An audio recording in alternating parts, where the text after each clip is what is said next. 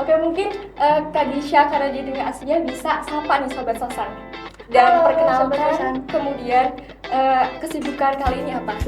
10 juta itu sudah include semuanya, biaya hidup kalian di sana, kecuali ini ya, uang jajan kalian pasti tetap bawa sendiri gitu. Nah, 1 juta itu udah cukup gitu.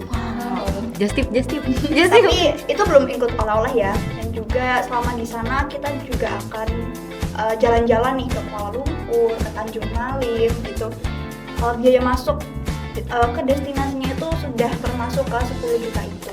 Mungkin kalau dari bahasa Malaysia Melayu gitu ya. Betul. Kalau di sini kan pusing kan konotasinya ya sakit gitu kan.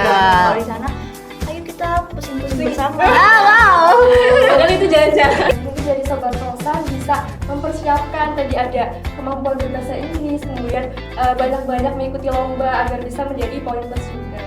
Jangan insecure, yang penting coba dulu, daftar dulu, seperti itu.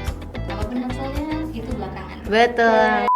Halo Sobat Sosan, jumpa lagi di podcast Sosan dengan aku Sofa Alina Alfasya dari program studi pendidikan sosiologi dan antropologi angkatan 2024. Di sini aku bakal nemenin kalian selama beberapa menit ke depan. Tentunya kita bakal bincang-bincang menarik seputar program giat dan lantik internasional dari kakak-kakak yang sudah berpengalaman. Oke, langsung saja kita sapa 3 narasumber keren kita hari ini. Ada Kak Gisha, halo Kak Gisha, Kak Nadia, Kak Askia, gimana nih kabarnya? Alhamdulillah baik. Alhamdulillah. Oke, mungkin Kak Gisha karena dia dengan aslinya bisa sapa nih Sobat Sosan. Dan Halo, perkenalkan, Sobat Sosan. kemudian kesibukan kali ini apa? Oke, Dari Gisha dulu mungkin. Oke. Halo Sobat Sosan, perkenalkan aku Gisha Sofna Rosyada, angkatan 2022 yang alhamdulillah sudah lulus kemarin November. Untuk kesibukan kali ini memang karena habis lulus ya tentunya berusaha mencari kerja. Oke, dari Kak Nadia dan Kak Askia. Oke, siap dulu. Lanjut. Ini Nadia, boleh. Halo Sobat Sosan, perkenalkan nama aku Nadia dari angkatan 2022 dan alhamdulillah sudah lulus. Saat ini kegiatannya infoloker ya teman-teman. Boleh tuh, Oke. Halo Sobat Susan semuanya, aku Askia Shunayati, bisa dipanggil Kia. Kalau Kak Gisha dan Kak Nadia ini udah lulus dua-duanya, aku saat ini kesibukannya masih lagi nunggu review ya kakak semuanya. Jadi kayak Semoga mohon dilancarkan doanya ya, amin mohon doa aja, amin ya Allah. Oke nih, ngomong-ngomong mereka bertiga ini kan habis dari Lantip dan Giat. Bisa kita tanya-tanya nih, mungkin dari Kak Gisha dulu nih, apa sih program dari Giat Internasional itu? Oke Alin, jadi program Giat Internasional itu kalau di sini dikenalnya itu KKN ya. Itu program community service atau pengabdian masyarakat skala internasional. Jadi selain kita mengabdi kepada masyarakat di luar negeri, kita juga bisa mengenal budaya dan lingkungan di sana seperti itu. Keren sekali di Malaysia. Wow. Keren. Mungkin dari Kak Nadia dan Kak Askia, apa itu program dari Lantip itu? Lantip Internasional di Thailand. Oke, jadi Lantip Internasional mungkin teman-teman Lantip itu apa sih ya? Jadi Lantip itu tuh praktik mengajar teman-teman. Nah, internasional tentunya kita melaksanakan praktik mengajar ini di luar negeri dan pada tahun kemarin di 2025 saya dan Askia itu melaksanakan Lantip di Thailand. Mungkin ada tambahan Kak Askia tentang Lantip Ya benar, nggak cuma di Thailand aja, Lantip itu ada 4 negara ya tahun 2025 kemarin. Ada di Filipina, Malaysia, Thailand, sama satu lagi ada di Australia. Keren sekali. Mungkin Sobat Sosan yang ingin mengikuti program Lantip bisa dicontoh kakak-kakak keren ini. Iya, feel free to ask. Open DM. Comment below. Oke, mungkin motivasi apa sih yang membuat kalian tertarik begitu mengikuti program baik dari Giat maupun dari Lantip? Mungkin dari Kak Gisha dulu nih. Oke, kalau dari aku alasan prioritasnya itu emang karena pengen keluar negeri sebelum lulus dan juga jadi sembari menunggu lulus gitu ya, nyari info-info biasanya di IO UNES atau di KKN UNES. Nah kebetulan waktu itu sih aku pengennya pertukaran pelajar ya, tapi karena belum ada info pertukaran pelajar dan kebetulan adanya itu KKN internasional, jadi ya nggak mikir lama, nggak nunggu lama, aku langsung daftar gitu. Dan alhamdulillahnya Keren. Alhamdulillah. Oke, mungkin dari karena dia ataupun Kak Askia, apa sih yang membuat kalian tertarik begitu mengikuti program itu? Mungkin kalau dari aku sendiri, prioritas pertamanya adalah karena kita tuh wajib ada KKN dan Lantip gitu ya. Karena aku tahu kalau Lantip itu merekognisi KKN, jadi aku pikir kenapa nggak 2 jadi 1 aja gitu. Jadi lebih efisien gitu. Jadi aku milih Lantip Inter. Oke, kalau dari aku sendiri kenapa pilih program Lantip Internasional? Pertama, memanfaatkan privilege sebagai mahasiswa ya Kak. Kita ketika ada kesempatan baik itu GIAT maupun Lantip Internasional, maka ya apa salahnya kalau kita daftar, dan ya alhamdulillah kita lolos dan berkesempatan untuk ke Thailand melaksanakan program mengajar ini Lantip Internasional di Thailand. Jadi selagi masih ada kesempatan, kita langsung aja kita gaskan daftar teman-teman. Oke. Kemudian tahapan seleksi itu apa aja sih Kak? Pastikan Sobat Sosan penasaran apa aja sih tahapannya, apakah perlu prestasi yang banyak, kemudian apakah sertifikat berbahasa Inggris ataupun sebagainya. Mungkin bisa dari GIAT dulu nih, apa sih tahapannya? Oke, kalau dari sebenarnya sama sih. Pertama itu ada seleksi berkas, kedua itu ada wawancara. Nah, yang seleksi berkas ini kita tinggal mengumpulkan CV atau daftar riwayat hidup. Kemudian kalau dari teman-teman yang punya sertifikat perlombaan bisa banget dilampirkan, atau sertifikat TOEFL bisa menambah nilai plus gitu ya. Tapi waktu aku daftar sih tanpa sertifikat TOEFL. Yang penting waktu wawancara kita persiapkan bahasa Inggris yang baik. Nggak perlu bahasa Inggris yang profesional, cukup yang basic aja gitu teman-teman. Berarti sebisa mungkin meyakinkan dari yang wawancara itu. Betul. Oke. Mungkin dari Kak Nadia dan Kak Gisha, Kak Askia. Oke, untuk tahapannya sebetulnya kurang lebih sama seperti GIAT ya. Jadi di awal kalau Lantip Internasional nanti teman-teman akan dikasih Google Form gitu ya, di pangkut itu bisa isi itu terkait dengan identitasnya, baik itu nama, kelas dan lain sebagainya. Setelah itu nanti kita akan memasuki tahap interview, dan interviewnya pun memakai bahasa Inggris. Nanti akan full bahasa Inggris per negara itu. Dan untuk tadi ya sertifikat kalau sertifikat bahasa di Lantip itu sebetulnya tidak wajib ya, tapi ketika kita melampirkan itu akan ada peluang, iya, peluang untuk memperbesar kelolosan kita. Betul. Mungkin sedikit tambahan, kalau dirinciin lagi di seleksi berkas itu di Lantip sendiri ada surat persetujuan dari Kaprodi dan orang tua seperti itu. Jadi nanti ada 2 surat yang nanti akan ditandatangani. Oke, baik, mungkin dari Sobat Sosan bisa mempersiapkan tadi ada kemampuan berbahasa Inggris, kemudian banyak-banyak mengikuti lomba agar bisa menjadi poin plus juga. Oke, kemudian yang paling menjadi pertanyaan nih, gimana sih biayanya? Apakah ditanggung oleh pihak kampus ataupun fakultas untuk biaya tiket pesawat, kemudian biaya hidup di sana itu ditanggung pribadi atau disubsidi oleh fakultas maupun kampus nih? Mungkin dari GIAT dulu nih. Ini pertanyaan gong sih. Oke, ini pertanyaan yang paling bikin penasaran ya buat teman-teman. Betul. Jadi di GIAT sendiri itu kemarin yang lolos keterima itu ada 32 orang, dan setengahnya itu mendapatkan subsidi dari Pusbang KKN sebesar 10 juta, dan yang setengahnya lagi itu memakai uang mandiri. Itu juga berdasarkan persetujuan dari kita juga. Jadi saat nama-nama yang lolos itu keluar, diumumkan, itu akan dihubungi kembali yang tidak dapat subsidi, apakah tetap akan melanjutkan untuk mengikuti GIAT internasional ini. Gitu sih. Oke, mungkin dari Kak Nadia sama Kak Gisha nih, Kak Askia, gimana nih tahapan biayanya? Apakah ditanggung dari fakultas, kampus atau bagaimana?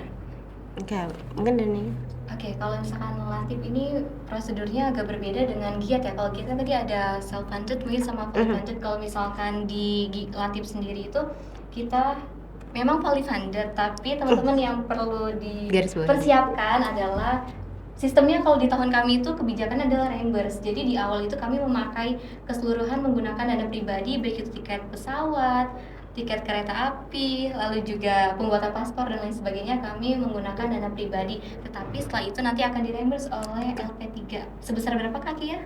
Ini mungkin yang orang-orang penasaran banget ya. Jadi kalau di Asia itu Filipina, Malaysia dan Thailand itu sebesar 6 juta rupiah. Namun kalau di Australia karena dia lebih mahal mungkinnya biaya hidup di sana, Jadi 10 juta rupiah untuk reimburse-nya. Oke, berarti Sobat Sosan selain mempersiapkan administrasi juga harus mempersiapkan finansial juga. Betul Aku banget. boleh izin menambahkan nggak? Boleh. Tadi yang 10 juta itu kan mungkin dari teman-teman kok kayak mahal gitu ya. Nah, 10 juta itu sudah include semuanya, biaya hidup kalian di sana. Kecuali ini ya, uang jajan kalian pasti tetap bawa sendiri gitu. Nah, 10 juta itu udah termasuk apa aja sih? Yang pertama itu homestay. Homestay-nya itu ya mungkin tidak terlalu megah tapi tidak terlalu kecil gitu, nyaman banget, dan pastinya ada fasilitas seperti dapur, AC, dan kasur. Kemudian biaya 10 juta itu ada makan sebanyak 3 kali sehari dan juga dikasih 2 kali snack, dan juga selama di sana kita juga akan jalan-jalan nih ke Kuala Lumpur, ke Tanjung Malim gitu. Biaya masuk ke destinasinya itu sudah termasuk ke 10 juta itu, dan juga selama transportasi di sana tenang aja, udah semuanya udah include semua seperti itu sih. Menarik banget, bisa sekalian jalan-jalan juga. Oke. Tuh. Mungkin kalau dari biaya hidup di sana mahal gak sih sama di Indonesia? Perbandingannya jauh nggak? Mungkin kalau dari Thailand dulu nih. Thailand dulu. Kalau Thailand sebetulnya sama ya, nggak terlalu beda jauh sama Betul. Indonesia, khususnya di Semarang. Jadi Betul. cukup hemat kalau living cost, dan karena mitra kami itu di Waliak University, terima kasih banyak telah Baik banget. memberikan provide yang sangat baik untuk kita. Betul. Transportasi itu namanya fun ya, kita Fun. dijemput setiap Hari. Lalu ada apa lagi Kak Kia? Ada. Kita jalan-jalan Iya, juga. jalan-jalan di kayak karena kami lokasinya di Thailand Selatan, jadi nggak langsung jalan-jalan ke Bangkok atau ke tempat-tempat lain, tapi di daerah Nakhon Si Thammarat juga. Jadi ada ke Pantai Kanom, terus ada Wat Mahaprat, something like that. Ya, izin itu kayak temple gitu di sana, temple paling besar di Nakhon Si Thammarat. Terus kita juga diajak keliling-keliling dari kampusnya juga, dan kami dapat homestay, dorm. Bahasa ya, dorm itu free semuanya. Jadi dengan biaya yang diberikan dan kami keluarkan itu sangat-sangat amat worth it, worth the experience. Sangat menarik tentunya program ini, Sobat Sosan. Mungkin dari di Malaysia, bagaimana biaya hidup di Malaysia? Apakah cukup tinggi atau hampir sama dengan di Semarang ini? Seperti di Thailand juga emang kurang lebih sama seperti di Indonesia, kayak jajan-jajan pedagang kaki lima itu juga sama murahnya di Indonesia gitu. Dan juga bawa uang sakunya itu nggak usah banyak-banyak. Kalau kalian nggak mau shopping yang mahal-mahal itu cukup bawa. Kalau waktu itu aku cukup bawa 1 juta itu udah cukup gitu. Wow. Just tip. Tapi itu belum include oleh-oleh ya, kayak Iya. cuma buat jajan-jajan Makan, gitu aja. makan. Iya. Wow. Jadi Itu mungkin tergantung ya bagaimana kita manage keuangan itu Betul. sendiri. betul banget. Terus penasaran nih sama apa aja sih kegiatan yang ada di Lantip itu? Apakah mengajar dan mengajar itu apakah jenjang SD, SMP atau bagaimana metode pembelajaran yang kalian terapkan gitu? Dari Kak Kia dulu nih mungkin. Boleh. Mungkin kalau misalnya secara ringkasnya schedule kami gitu, dari Senin sampai Jumat itu kami ngajar di sekolah, dan setiap hari itu pasti ada jadwal mengajar. Kami biasa dikasih 1 minggu itu ada 9 kelas, 9 jam pelajaran itu. Terus lalu kami di Sabtu dan Minggu itu sebenarnya free time. Cuma dari mitra kami Waliak University itu selalu memfasilitasi kami untuk explore lingkungan sekitar Nakhon Si Thammarat. Jadi nggak cuma buat rebah-rebahan di dorm atau kayak ngerjain lesson plan, tapi kami juga ada refreshingnya gitu, dan itu semua difasilitasi langsung sama Waliak University seperti itu. Mungkin dari Kanadia? Iya, untuk jenjangnya tadi ya, jenjang itu kita beda-beda per anggota. Kalau misalkan dari aku sendiri itu ngajar kelas 11 sampai 12 SMA. Kalau misalkan Kak Kia kan ngajar SMP ya mungkin. Iya, ya? SMP, SMA. Terus teman-teman kita juga ada yang ngajar di tingkat primary, SD itu ada. Jadi beda-beda jenjangnya, dan kita ngajarnya pun beda-beda mata pelajaran pastinya. Kalau misalkan aku kan dari sama Kia, kita semua dari Sosan. gitu. Dan kita ngajar di sana itu mungkin kita bisa bilang mata pelajarnya itu social and culture. Ya. Jadi sosial dan budaya gitu, kita mengajarkan tentang budaya Indonesia, tapi kita juga belajar tentang budaya Thailand. Betul. Gitu. Jadi saling belajar. Betul. Oke, mungkin dari program KKN nih, apa sih program kerja yang dilakukan waktu di Malaysia nih dari Kak Gisha? Oke, sebenarnya jujur sih dari kami itu kan program KKN itu lebih ke mengedukasi, tapi justru kami banyak belajar dari masyarakat di sana gitu. Nah, untuk program-programnya sendiri itu ada kalau di sana itu SD, tapi disebutnya SRAR Al Jihadiyah Tanjung Malim. Jadi di sana kami mengedukasi anak-anak, tapi kan juga namanya masih anak SD, jadi lebih ke diajak bermain gitu. Nah, kami memperkenalkan permainan tradisional gobak sodor ke anak-anak di sana, dan anak-anaknya alhamdulillah cukup antusias dan excited gitu. Kemudian ada program namanya itu program gelandangan Chowkit Kuala Lumpur. Jadi di Kuala Lumpur itu ada daerah namanya Chowkit. Jadi di sana itu banyak gelandangan gitu yang memilih. Jadi masyarakatnya itu bukan nggak punya rumah, tapi memilih untuk tidak punya rumah gitu. Nah, di Chowkit sendiri itu ada yayasan lembaga swadaya masyarakat namanya LSM Arikop, itu yang menaungi para gelandangan itu untuk bisa mandi di sana, makan di sana, masak sendiri gitu. Nah, jadi waktu kami di sana itu banyak cerita-cerita gitu ke masyarakat gelandangannya, kayak apa sih latar belakang mereka bisa memilih untuk tidak punya rumah dan lain hal yang mungkin tidak bisa diceritakan di sini ya. Mungkin lebih ke mengabdikan diri. Iya, betul. Nah, di Arikop juga kita mengedukasi masyarakat tentang pola hidup bersih dan juga cara memilih makanan yang berkualitas gitu.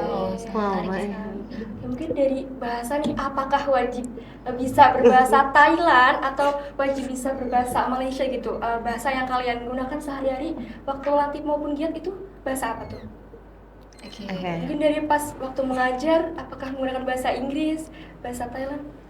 Kalau misalkan mengajar, kami menggunakan full bahasa Inggris karena bahasa Thailand juga kami tuh belajar pas di sana gitu. Jadi sedikit demi sedikit kita belajar bahasa Thailand untuk pembukaan, karena kita menghargai budaya di sana juga. Jadi mau tidak mau kami juga harus itu menyapa teman-teman, murid-murid kami itu dengan beda ilmu di belakang yang tapi untuk perempuan itu pakainya H, lessonnya kita ajarkan itu menggunakan H. Kalau misalkan untuk laki-laki pakainya yang terpenting itu bahasa Inggris, teman-teman dipersiapkan gitu. Semangat teman-teman. Ya, mungkin dari Malaysia, apakah menggunakan bahasa Malaysia kan?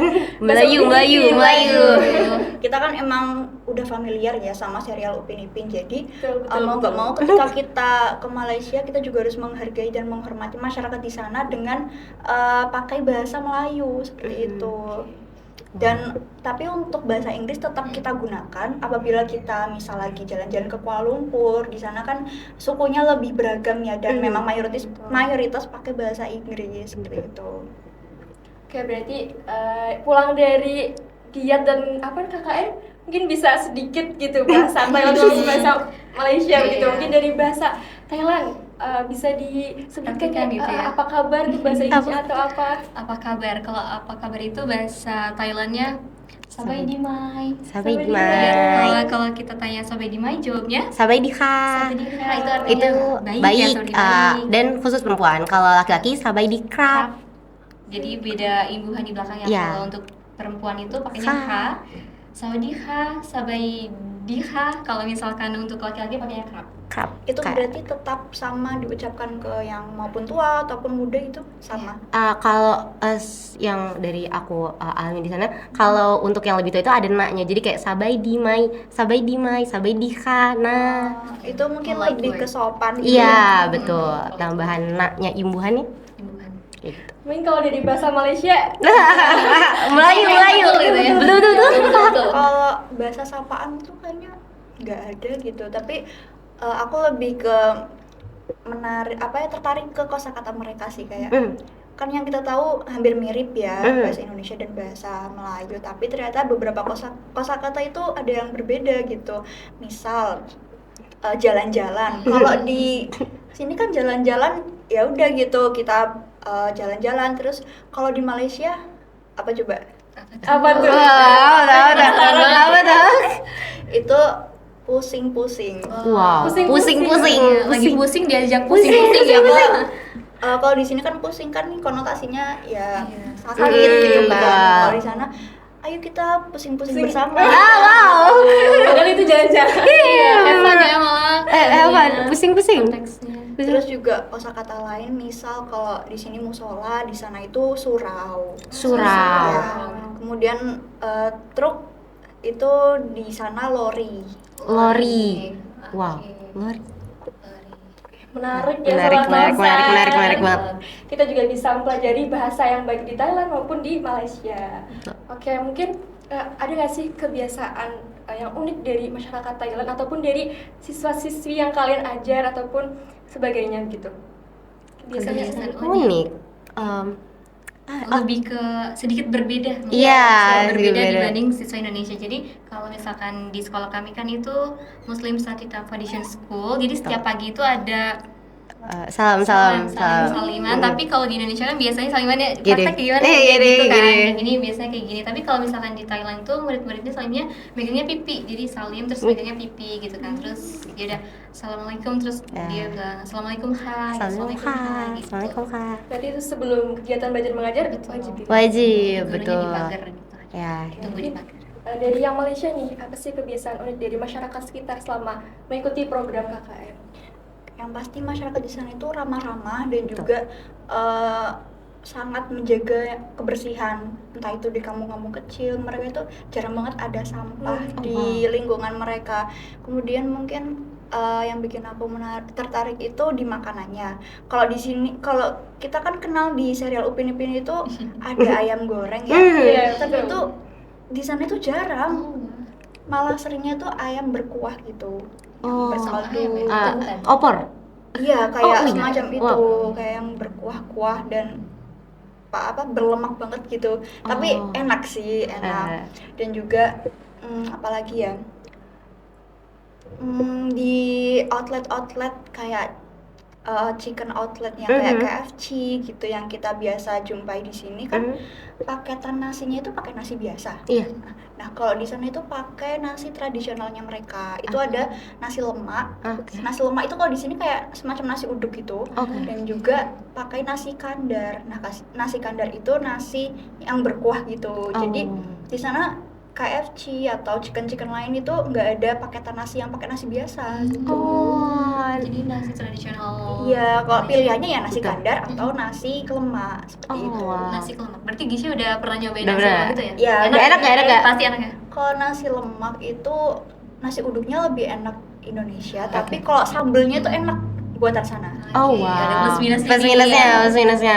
Oke, mungkin Wah, dari keren. makanan di Thailand apa nih Wow.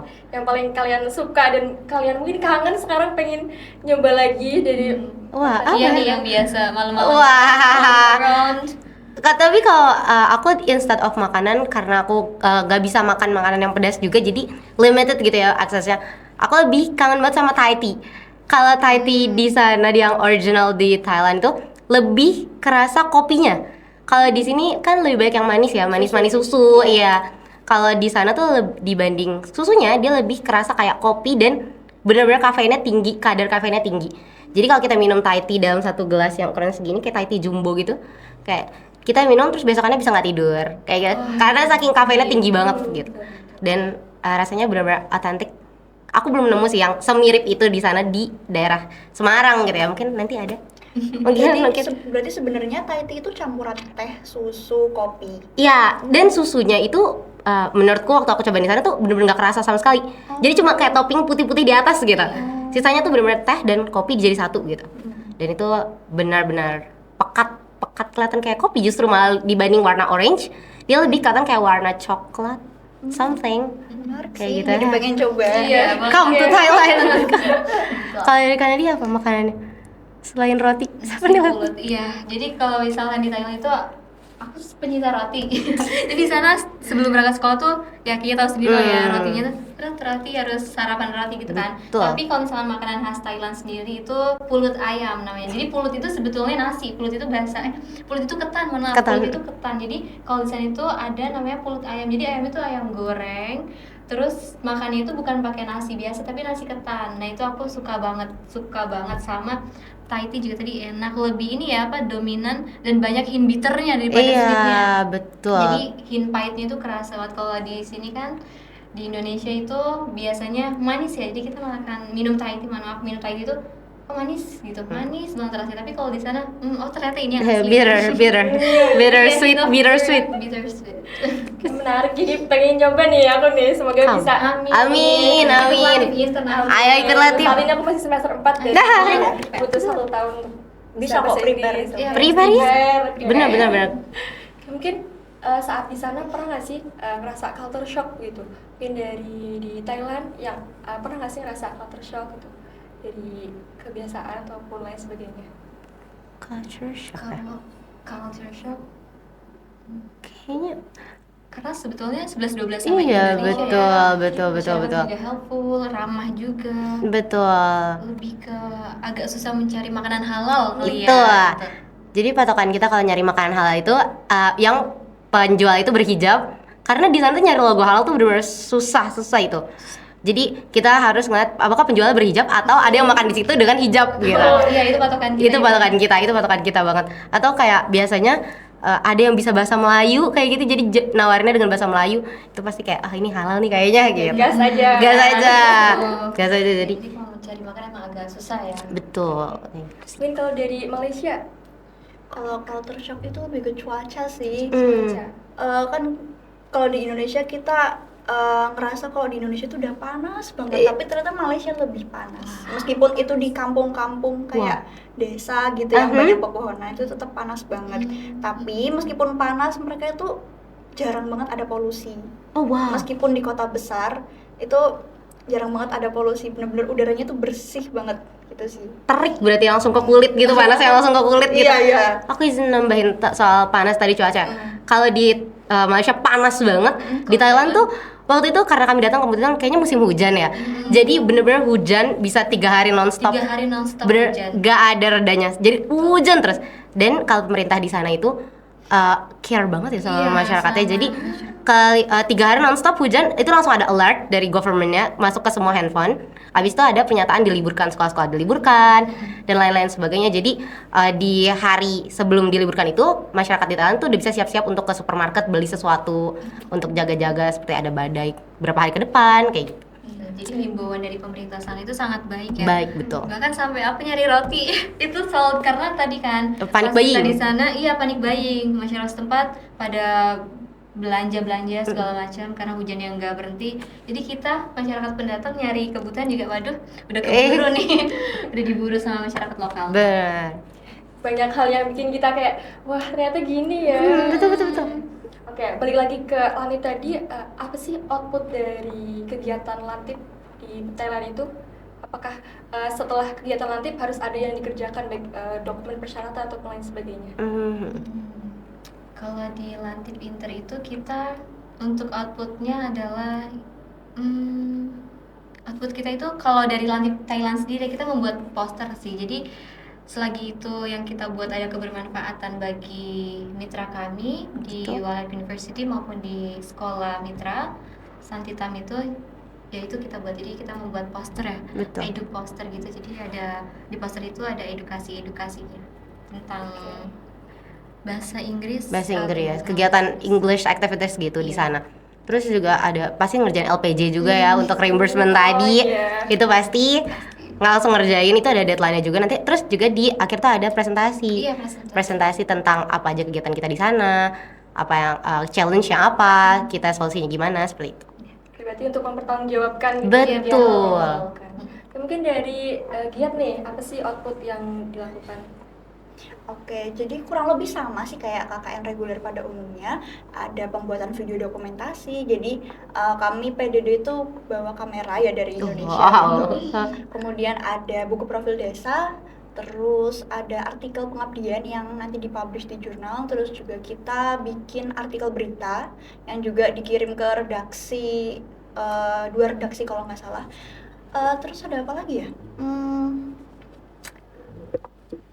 Udah sih cukup, dan terakhir sama kayak Lantif ada seminar hasilnya. Betul. Oke, berarti ya hampir sama begitu ya seperti betul. Lantif yang ada di Indonesia dan KKN Indonesia.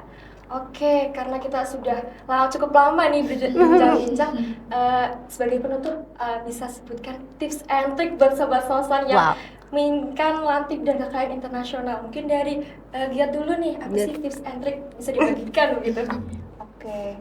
Yang pertama itu coba dulu aja, kalau ada kesempatan nggak usah ragu buat coba gitu, entah itu nggak punya sertifikat atau merasa Inggrisnya kurang gitu, nggak apa-apa, coba aja gitu sih. Yang penting Yang berani penting. aja dulu, Betul. coba dulu aja. Coba dulu. Urusan nggak diterima, Belakangan. Ya, Betul. karena sertifikat itu bukan penentu gitu, nggak wajib Betul. teman-teman. Jadi buat teman-teman yang nggak punya sertifikat sama sekali juga nggak masalah gitu. Betul. Untuk bahasa Inggris siapin yang basic-basic aja. Betul. Oke, itu udah disepil tuh. Jadi jangan sampai ketinggalan nanti kalau ada info-info lantip ataupun KKN internasional. Betul. Mungkin dari Thailand nih, lantip Nah. apa? Bagaimana tips and trick?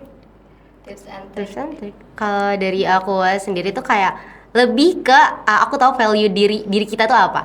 Jadi kita bisa bring out itu saat wawancara, karena menurutku instead of berkas, interview tuh lebih menentukan apakah kamu akan lolos atau enggak gitu. Jadi kita pembawaan kita di depan interviewer, terus kita tahu value yang kita bawa, dan research kita terhadap negara yang mau kita tuju kayak gitu. Jadi lebih deep researchnya, dan persiapkan mental karena pasti deg-degan banget Deg-degan, kayak iya. deg-degan. normal gitu. Kalau Nadia?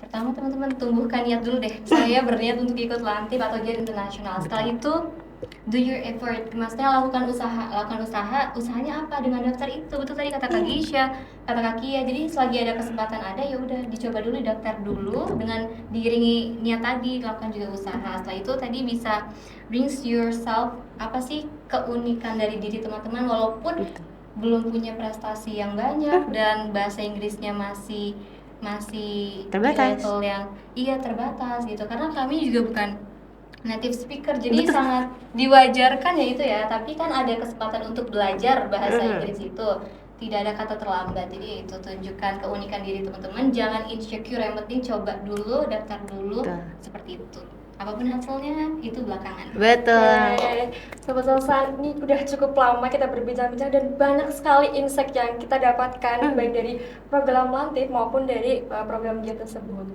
Oke, aku mengucapkan terima kasih banyak buat kakak-kakak yang Semangat. udah mau bersedia menjadi narasumber di podcast kali ini. Oke, semoga bermanfaat dan sampai jumpa di episode-episode selanjutnya. See you. Bye bye. Bye bye.